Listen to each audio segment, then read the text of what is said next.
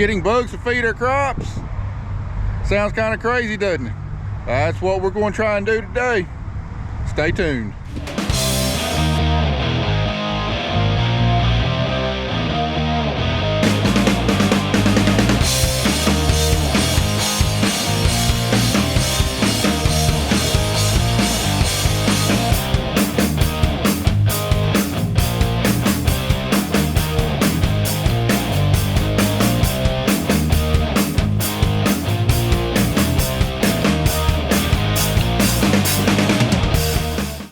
Alright, with the hustle and bustle of wheat harvest over and done with, everything's planted, everything's up to date on spraying. You know, corn's almost laid by, soybeans are almost laid by. We can finally start to breathe a little bit for the first time in like 3.5 months. Finally look forward to the weekend, what I might be able to do off the farm on the weekend. And it's a good feeling to have. Now, we're not done producing this crop by any stretch of the imagination. We still got a lot of work to do. We still got a long ways to go. But everything being slammed on top of each other, needing to be done right then, going multiple different directions, that part of the year is kind of over. It's over until we get on into harvest a little bit. So didn't know if we'd make it to this day, but we made it, and it's a big release. So now we can start turning our attention to some of the finer points of our farm, micromanaging our crop, really taking a look at it and studying it and trying to squeeze every bushel or every pound we can out of every acre. And this year's definitely going to be a challenge doing that. Not many things have cooperated this year. Certainly the weather has not cooperated this year. It's either been too hot when it was supposed to be cooler, been too cold when it's supposed to be hotter, too wet or too dry, with very little in between. And that's kind of what we're facing. And right now, we're too dry. We're not near as dry as other parts of the U.S., thank goodness. We have gotten some relief, but a lot of predicted big rains that we were supposed to get, we have not gotten. The latest example was we were in enhanced risk for severe weather last night, and we didn't get a drop of rain. We didn't get a rumble of thunder. We didn't get anything. Fortunately, earlier last week, we had gotten decent rain on some of our farms, not all of our farms, but it's dry. It's about to turn off scorching hot this week. And, you know, here in West Tennessee, doesn't matter what you do, you're always a week away from a drought, and that's kind of what we're looking like. But praise the Lord, we are in better shape than a lot of other people in the U.S. that are suffering more than us. But as we saw last year, our situation can turn pretty dire quickly. But anyway, going back to my opening comment, yes, today we're going to try and fertilize parts of our crops with a biological. Not bugs, not insects, but bacteria. And this is a product that was given to me by Corteva called Utrisha N. And it's got one active ingredient. It's got one active ingredient right here, Methylobacterium symbioticum. I'm sure I butchered that pronunciation, but anyway, that's what we're looking at. And basically this is a bacteria that has a symbiotic relationship with a plant, kind of similar to rhizobia for legumes. What it does is it takes atmospheric nitrogen out of the atmosphere, because our atmosphere is something like 80% nitrogen. We got all this free nitrogen here in the air, but the majority of our crops cannot utilize that nitrogen because it's not in a form that the plant can take up and utilize. And anyway, what this bacteria does is it forms a symbiotic relationship with the plant to take that atmospheric nitrogen and convert that nitrogen into a plant usable form in return for, you know, energy from the plant for the bacteria to live. So anyway, I'll explain a little bit more to this when we get out in the field. We got our sprayer, we got it cleaned out of all the Valor and stuff we use for soybeans. We've let that stuff, we've let the cleaning agent sitting there all weekend long. So anyway, we're going to spray it out, rinse it out another couple times, get loaded up with this Utrisha, and I'll see you out in the field.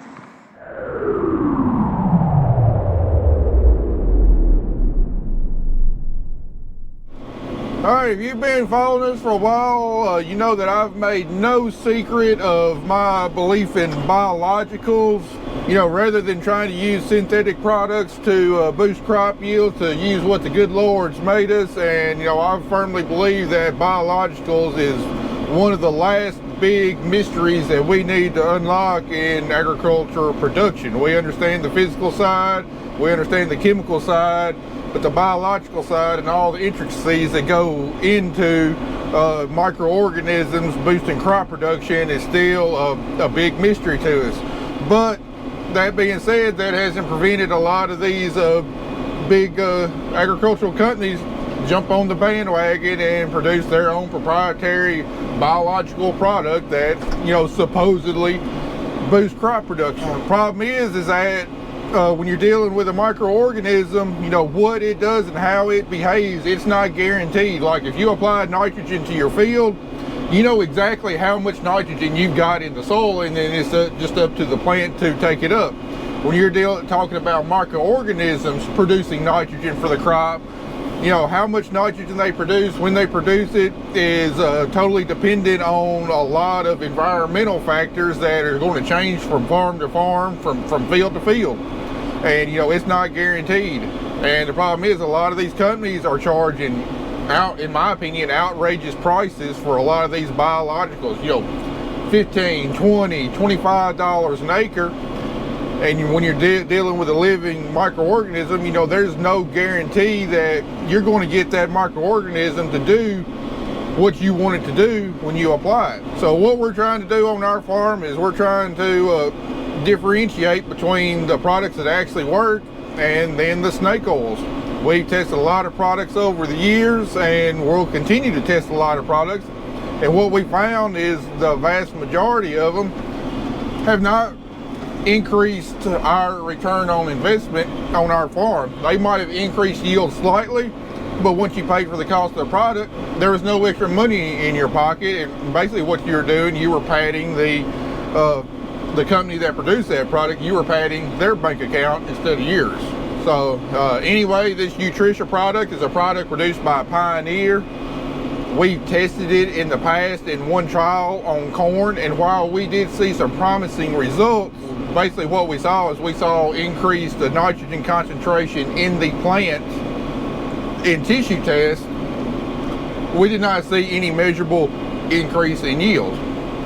And now, like I say, that was one trial a couple years ago, and Corteva, you know, gave me this product to try out on soybeans this year, and that's what we're going to do. We're testing this product, hopefully be able to bring you some good information so you can be able to determine whether that's a product you want to take a look at on your farm in the future.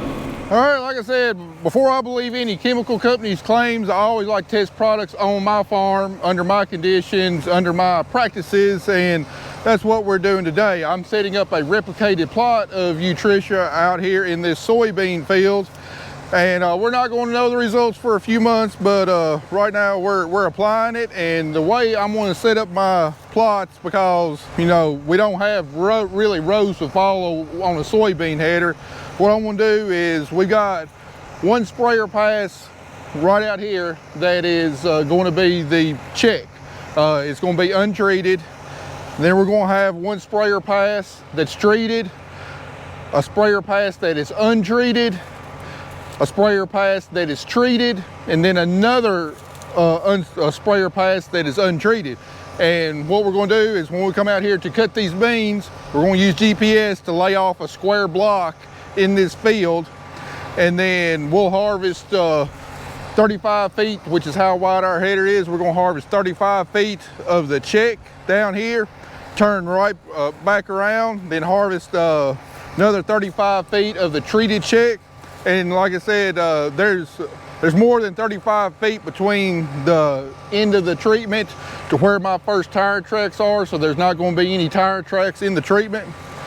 So we'll measure that, and then we'll go to the other side of the sprayer pass, harvest one treated strip, and then go into the unsprayed pass, harvest another untreated, and so on until we get them all harvested. So this should give us 4 replications of each treatment, treated and untreated, to give us a pretty good scientific pretty scientific understanding if this product actually increases yield or provides a positive return on investment. And then I've already worked it out with Corteva. They're going to come out here a couple times during the growing season, pull tissue samples from each of the treatments and try and determine if there's any kind of increased nitrogen concentration in the tissue of the plants, which theoretically should lead to greater yield. However, as we saw on corn a couple years ago, just because we had more nitrogen in the plant, for whatever reason, the plant wasn't able to use that to increase yield. We did, on corn, we did replicated twice with different fertilizer rates. I think 75 pounds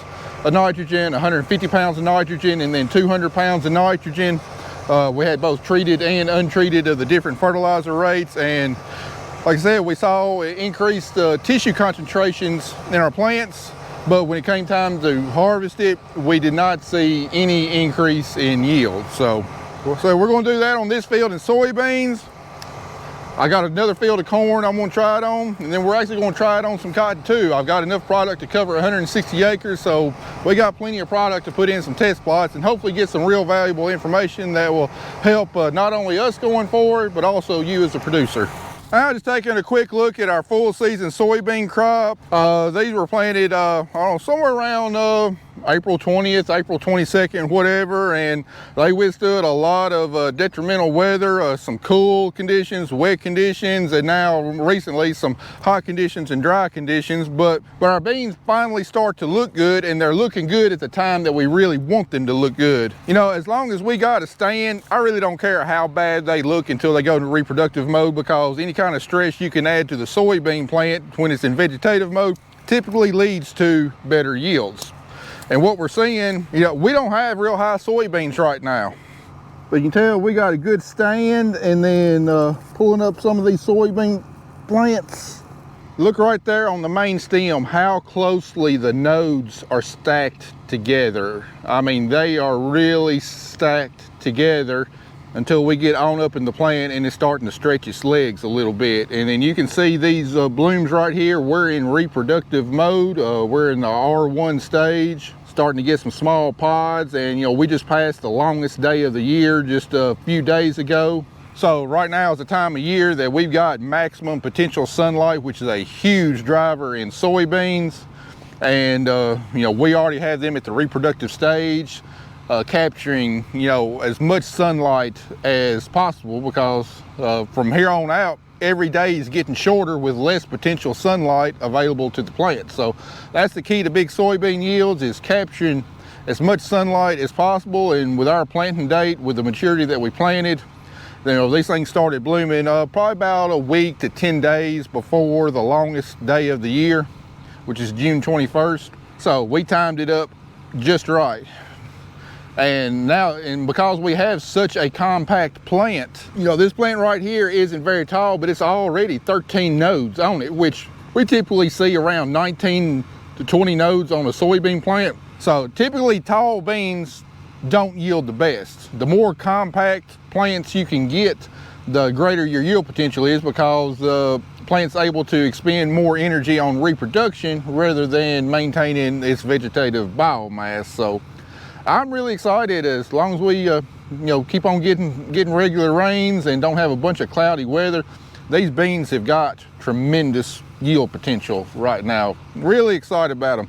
They still got a long ways to go though. But anyway, not really much more to do to these beans this year, except potentially spray a fungicide, but that'll come at the R3 stage when they've accumulated all of their nodes and they got a 1/4 inch long pod in the top of the plant. So be a few more weeks on that, but you know, these beans are close to getting laid by, and we've done just about all we can do.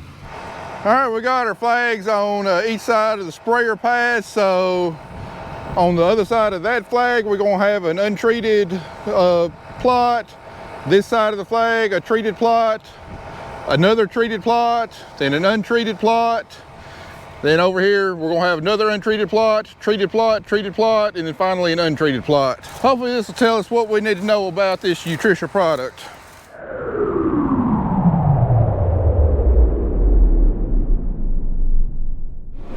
All right, not everything is going to be test plots, because we got 160 acres of product. I mean, we're going to come out here and spray a few fields where I think this Utrisha might be most beneficial if it does in fact work. And we're over here on the Baker farm where had extreme differences in seeding rate and nitrogen rate, because there's some really unproductive parts of the field, but if we get rainfall, this could be okay. So especially areas like right here on the end rows where you know, I think we got maybe 115, 120 pounds of nitrogen total. So if this does in fact produce some extra nitrogen, could really help boost some of these yields. Anyway, I mean, for this product to really work, it should have been sprayed on this corn a good while ago. You know, this corn is not very far from tasseling, but we were busy taking care of other crops, cutting weed and everything else. So I'm not really expecting to see a great yield response. If we do, that would be great though. Bliss. You know, the ideal time to apply Utrisha on the corn was a long time ago, you know, somewhere around V7, V8. Obviously we're way past that now, but we were just so busy, you know, wheat harvest, getting our other crops sprayed and everything else, that just didn't have time to put it out. So hopefully we'll see a benefit. You know, in addition to spraying it on this field of corn, I also sprayed it on some of my full season beans outside the test plots. Just got some places that I'm thinking about entering into the Tennessee soybean yield competition, and hopefully that will help me get a spot at the top.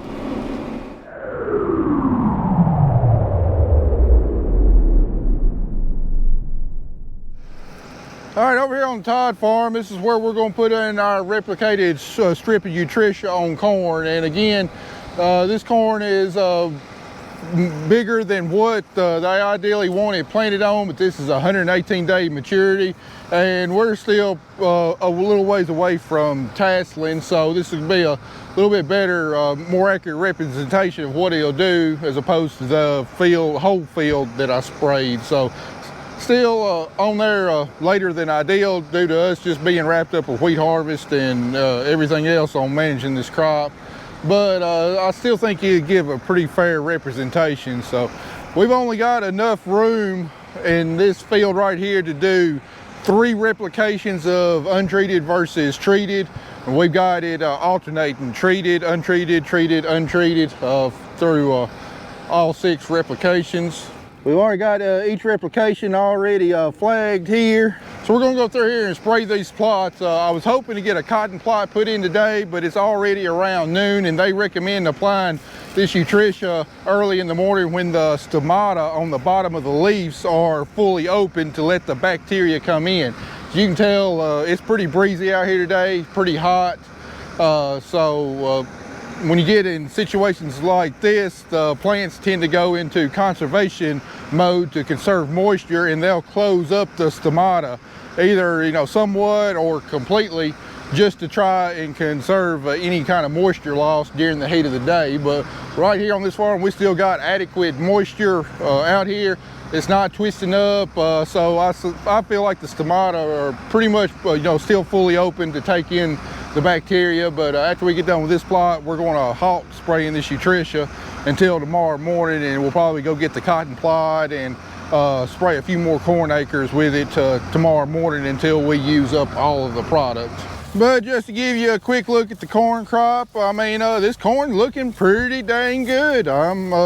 I'm pretty happy with it. If you remember me talking from previous videos, you know, not all the corn crop I was happy with. The middles of the field look good, which is where we're at, but the end rows kind of had a thin stand, you know, it's had some issues with the end rows. But, you know, overall, I'm pretty happy with the corn crop. Definitely not the best looking corn crop I've ever had, but better than what it's looking at this point last year, because this time last year we were in the beginning stage of a very severe drought, really high temperatures, you know, 95 to 98 degrees during the day, moisture stress. And this time last year when you know, when the corn was about this stage, we were already starting to see the corn plant fire up from the bottom. It means a lot of these bottom leaves, you know, due to moisture stress, the corn plant was trying to pull nutrients from these bottom leaves and send them on up the stalk to where the ear was going to be.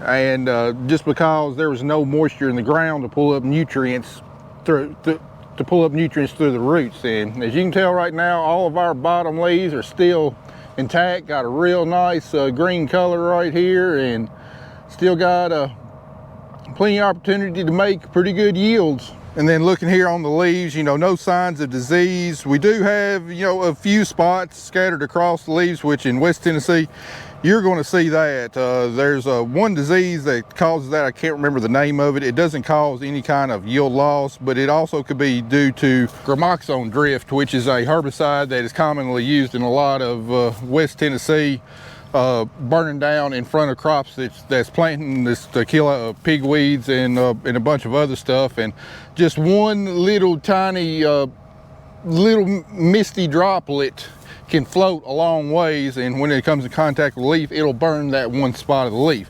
Doesn't cause any kind of yield loss, but it is noticeable when looking at the corn crop, and I suspect a lot of that is what we're seeing right here.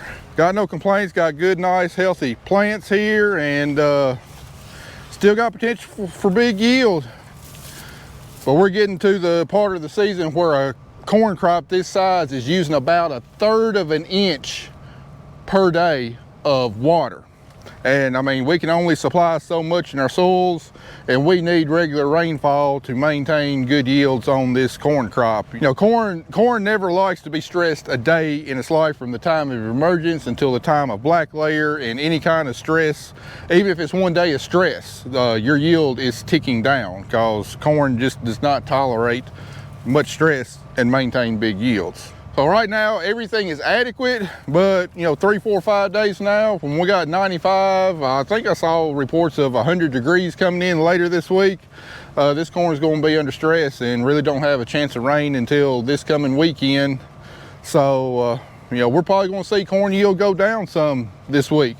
Is it going to be tremendous yield loss? No, and probably not this week, but we will lose some bushels this week. However, if we miss coming rain this weekend, next week, they'll definitely start to get more severe. So something else always good to see growing in your field, a sign of a healthy biology. Got some mushrooms growing in the field. You know the majority of funguses are beneficial to soil health and in your crop, and I definitely like seeing some mushrooms grow out here. Don't know if it's kind I'd want to pick and go home and eat. Well, I don't like any kind of mushrooms anyway. So we'll let it be and let it feed the soil biology. Digging around this corn plant here, we finally found the tassel. We got we got at least 3 more collars to fully emerge before this tassel will emerge. So we're still a little ways away from pollination. But with these temperatures we're getting this week, it should approach real quick.